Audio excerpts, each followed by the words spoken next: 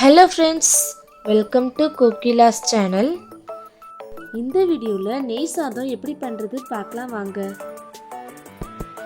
ஒரு பாத்திரத்தை எடுத்து ஒரு 3 ஸ்பூன் நெய் ஊத்திக்கலாம், 2 ஸ்பூன் கடுகு போட்டுக்கலாம், 3 காஞ்ச மிளகாய் போட்டு நல்லா கலந்து விட்டுக்கலாம், 1 ஸ்பூன் சால்ட் போட்டு நல்லா கலந்து விட்டுக்கலாம்.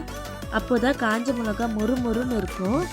அப்புறம் ஒரு கைப்பிடி முருங்கைக்கீரையை போட்டு நல்லா கலந்து விட்டுக்கலாம். ஒருத்தர் சாப்பிட்ற மாதிரி ரைஸ் எடுத்துருக்கு, அதை போட்டு நல்லா கலந்து விட்டுக்கலாம். ஒரு 5 நிமிஷத்துக்கு நம்ம நல்லா கலரி விட்டுக்கலாம்.